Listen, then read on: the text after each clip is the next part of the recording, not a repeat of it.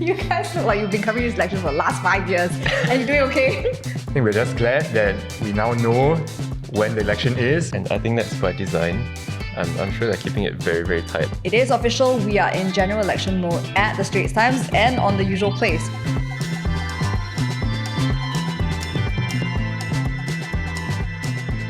It's been a week filled with days and dates to remember. So Parliament was dissolved on April 15, Nomination Day is on April 23rd, and Singaporeans head to the polls on May 3rd to elect 97 MPs across 33 constituencies. And this episode is your quick guide to everything you need to know about what happens when Singapore heads to the polls.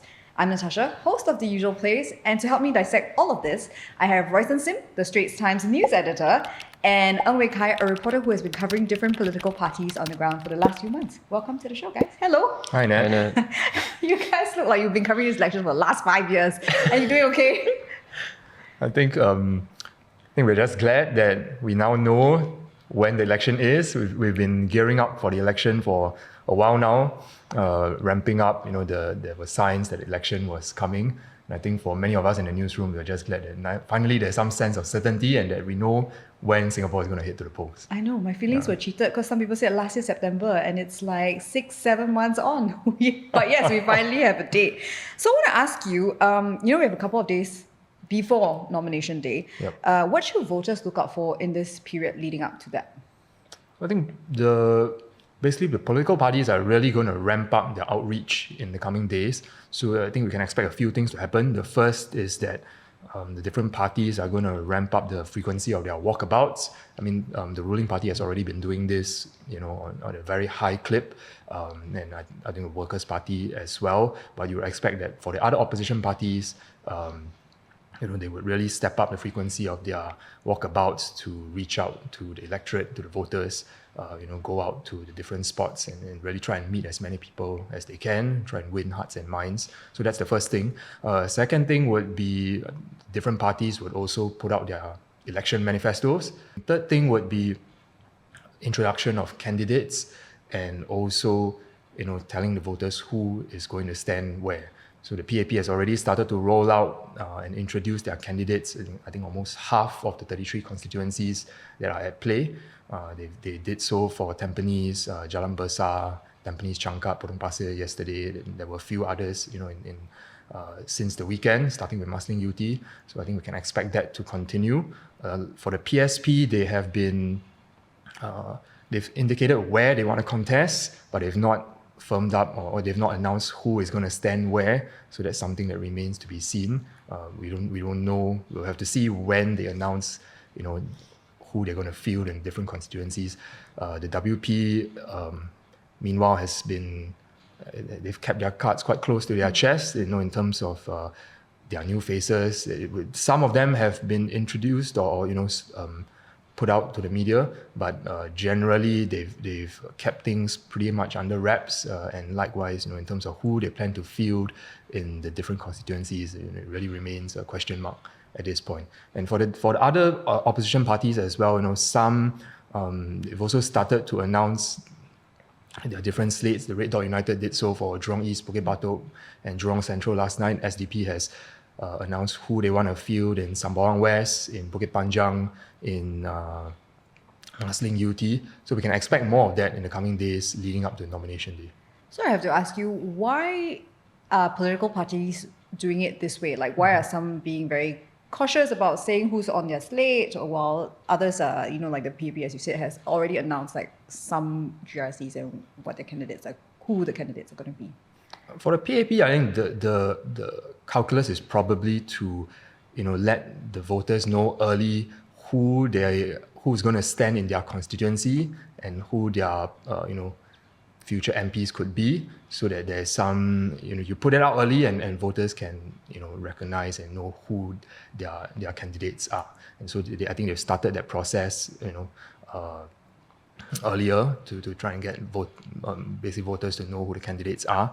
For WP, I suppose it's probably more for tactical reasons that they are, keeping their candidates under wraps. I think they've been doing the outreach on the ground, reaching out to voters. But I suppose for the party, the thinking is that it's probably better to keep things close and not tip their hand too early, probably up till nomination day. So I wouldn't be surprised if, for many or most of their constituencies, especially those that they are contesting, like East Coast, Marine Parade, we are hearing These that... are the hot GRCs, yeah, right? or we are hearing that they would contest Punggol.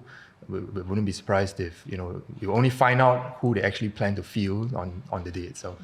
Yeah. Will we see surprises on nomination day? I'm pretty sure we will. Yeah. Yeah. Is there any particular GRC where you think that people will be surprised by the candidate who will be standing there, or it's very hard to tell at this point? I think people should look at any Workers' Party GRC and anywhere they are contesting specifically. Because? Because, as Roy said, and as they have done in previous elections, like ex-party chief Mr. Lau Tia Kiang's move to contest in Aljunied in 2011, you never know what they're going to do, and they are very tight-lipped. Yeah. So I would say I think we in the newsroom are looking out, yes, definitely the Workers' Party, but also even for the PAP, I think it remains a question mark who they will field in East Coast GRC and Punggol GRC. They have, of course, they have some of the incumbent MPs out on the ground and some new candidates as well, but, I suspect we won't... we will only find out who they plan to field for sure on nomination day in these two constituencies. So even for the WP as well, I think really the what we'll be looking out for is who they will end up fielding in East Coast, which we expect to be very fiercely contested again. And for the new GRC of Punggol, which was created, in the latest EBRC report, and we will also be keeping a close eye on, who both parties field there. I think it's really not fixed at this point, and it's something we have to look out for. So Wei Kai, you mentioned Mr. Lau Tia Kiang moving out of Hougang and to stand in Aljunied in 2011. This time around, there are rumors of leader of the opposition, Pritam Singh, moving out of Aljunied. What should people make of that? And do you think he will actually do it? Honestly, no. And I think that's by design. I'm sure they're keeping it very, very tight. I'm sure most of the party does not know as well. Yeah, so... Everything will be revealed on nomination day. Yes. Yes. Okay. It really is anyone's guess, whether he will stay in Aljunied, will he, follow in Lau Tia Kiang's footsteps in 2011 and, venture out. I think it's really a question mark. But I would not be surprised if the WP decides to send one of their sitting MPs out of Aljunied into East Coast to show up the East Coast team. Should that move happen, what should voters make of this move? I think it would signal that the WP is, sending firepower, heavy firepower to try and wrest East Coast from the PAP. So I think it will really be very interesting to see, the slate of candidates for East Coast for both the PAP and the WP as well. So how have the political parties shown their cards or not as the GE heats up? Now, the PAP has, started to introduce their candidates. So they've done this, since the weekend. They've done official candidate introductions in the different constituencies, starting with Marsiling UT GRC, the PM's ward, and they've continued this for Sengkang, Aljunied, Hougang, Choa Chu Kang, and so on. And yesterday there was Jalan Besar and Tampines. For the opposition parties, it's a bit more mixed. Some have come out to indicate where they want to stand and field candidates. The SDP, for instance, has already said that they will field Party Chairman Paul Tambia in Bukit Panjang. Party Chief Chee Soon Juan is going to move to Sembawang West, and they've announced their slate for Marsiling UT GRC. Red Dot United has started doing so. Wei Kai, what's your sense? My sense so far is that the larger opposition parties, if we can say it that way, Roy put it well, the parties that have parliamentary presence, they've not... It feels as though they're waiting for the PAP to show their hand first. So we've not seen... They've come out to... the PSP, for one, has come out to say where they will stand.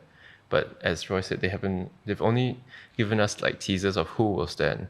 So we've only been able to really do more speculative things like put out stuff about who stood before and who were seeing at events. But for the WP, on the WP side, they haven't even officially said where they will stand this year. Yeah. Yeah, there was a Fadli Fauzi actually came on the usual place, but he couldn't confirm if he was standing or where he was standing. So it was interesting about how the WP is playing it, as you guys have explained. So what can we expect in the next couple of days in the lead up to nomination day? Do you think they will continue to hold the cards very close to them, especially going into the weekend? I think the WP will probably start to unveil their new candidates, and to tell and put out some of their election messaging, their manifesto. So I think that's something we can expect in the next couple of days. But I really don't think that they will say where they plan to contest, or rather who they will field in which constituency, and we won't find that out up till nomination day. I suppose the other thing to point out would be that even for the PAP, they have put out their slates in different constituencies, but anything can change all the way up to nomination day. So that's something that we in the newsroom will be keeping a very close eye on in terms of movements and who is actually going to be fielded where, come April 23rd.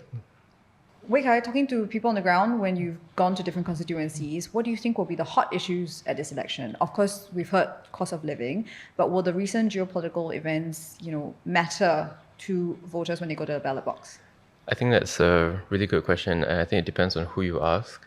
I would say that by and large, because what's going on with US President Donald Trump's tariffs is so in flux, I actually think most people are not really that clued in as to how it will impact Singapore. I would say if you go out and you ask people, they're aware that it's happening, but what it means for them is not too clear yet. Yeah. Really? Because I think the PAP leaders, the ministers have been talking a lot about it. A lot of speeches have been made. Do you think, as ordinary Singaporeans, we would not be clued in yet? I think it's becoming clearer, and as in my opinion, the language has gotten stronger and stronger over the past few speeches. So as we head into the election, I think more people will be aware of what's going on, especially because it's not just the PAP ministers. I mean, global media and us as well, the coverage is all over the place. But I don't think it's sunk in as much as the cost of living has over the last few years. Yeah. So this is just based on speaking to people. So when we go block to block and talk to residents, nobody has mentioned geopolitics to me, unless I ask them specifically about it. Whereas if you ask them what's on your mind, they always say cost of living. Yeah. So I want to talk about us for a little bit. Our ST colleagues have tracked political developments very closely for months now, including spotting many faces. Wei Kai, you've put out a few articles about that. How will ST actually cover the election leading up to polling day, especially when voters are looking for clarity, context, and real-time updates? So, Royston, tell me, what are we doing? We have, since Tuesday, we started a live blog. So we have, a team of more than 10 bloggers, bringing live updates to readers every day. So we have reporters out on the ground. We have assigned reporters pretty much to every constituency. So they'll be out on the ground, getting updates, feeding it back to the team in the office. So we'll be updating our live blog, at a very, very regular clip. We've also started our GE microsite. So that's where, readers will be able to get all the news stories about the election, our analysis, our features, spotlights on which are the constituencies to watch. So everything is there. We've also started to roll out a special edition GE newsletter that readers can subscribe to. And we had started early in the year a new newsletter called Unpacked on Substack. And actually, Wei Kai is one of the authors of Unpacked. So maybe Wei Kai, you can talk a bit about tell us more about what why you're doing plans, this. Yes, the GE. Okay, thanks. Just want to say it's not just me. Obviously there's another colleague, Yan Han, and Royston as well. Roy helps too. It's a team effort. It's a team effort, yeah. But yeah, so Unpacked is we started it because we felt that a lot of coverage, not just political, but political is especially during the GE, there can be a lot of information. And I think to the average person who maybe does not want to read every piece of news, it can be very overwhelming. So we wanted something that could cut through that, tell you what's summarize and pull out what's really important, and then put some analysis in as well, because traditionally we have quite a clean divide between news and analysis, and we wanted to put them in the same place. Yeah. And so what Unpack does is we piece out the biggest 3 political stories of the week, and then we put them into a more conversational style and put in some analysis, like a take of sorts of what this means to the reader specifically. I have 2 questions. Where can people sign up, and how often can we expect an Unpack edition? Unpack comes out every Monday at the moment, but of course now that we're in the GE period, we're planning a few special issues, so it will be more frequent, so that we can be more responsive to what's happening, like big things like nomination day. Yeah, and where can people sign up? Unpack is hosted on Substack, but you can find it through stories that we write, and the links are in Telegram, on our Facebook. Yeah, if you go through any ST stuff, you'll find the links.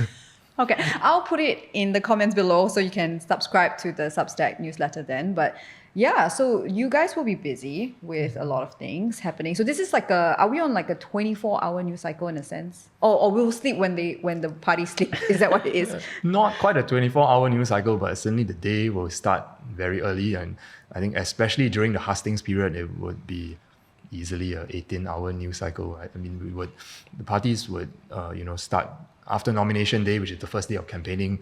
The parties will start pounding the ground. There'll be walkabouts in the morning. There will be rallies at night.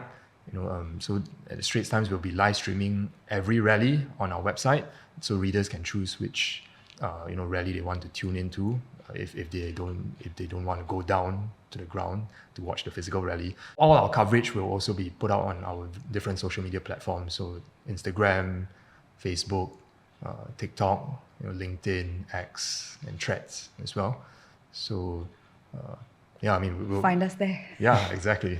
And I also want to put out a plug for our interactive graphics. So we've already rolled out a couple of them. So we've put out after the electoral boundaries report was released, we put out interactive on where readers can find basically which constituency they are in, because of the redrawn boundaries. So they just need to put in their postal code, and they can find out whether they are still in the same GRC or SMC, or if that's changed. And going along with that, there's a constituency hub page where you can get information about the constituency you're in, whether it's Aljunied or Marine Parade, Braddell Heights, what the new boundaries are. There's a map, what the demographics are like, because our colleagues crunched some of the demographic data, so you can there's data about the age profile, the type of housing that they live in. So all that's on the constituency hub page. And we have a couple more interactives lined up in the coming days. So we'll be putting out one pretty soon on frequently asked questions. About voting? About elections. In general. Okay. Yeah. And on nomination day, we will have interactive of the different candidate profiles, and who is standing where. And of course, on polling day itself and on polling night, we'll have live updates, on the sample count and also the results. I will also be joining you guys from the studio. Yeah. So Nat, what will you be up to during the hustings? I'll be giving viewers a TLDR of what happened the night before, and a summation of what they can look forward to that day's events. And I also try to have guests on, reporters who are on the ground, to give our viewers a snapshot of what they are seeing on the ground. And then we'll try and get in a couple of analysts to make sense of what's happening, or who's standing, or events of the day. And hopefully a couple of candidates will come on as well. So I'm going live at 12 p.m. on YouTube every day after nomination day, all the way till polling day. Well, actually, that's cooling off day, so nothing happens on that day. So we'll end right before cooling day. So on polling night, I will be back again with my colleague Olivia, who will be co-hosting with me in the studio, and we will bring you all the latest updates from the sample count, and that will be our show for the night. And on that note, It is official, we are in general election mode at the Straits Times and on the usual place. We'll be here to guide you through key moments of GE 2025. So follow the Straits Times online and on social media. As Roy said, we are everywhere on Facebook, Instagram, and TikTok, LinkedIn, X. So wherever you are, we'll see you there. Bye.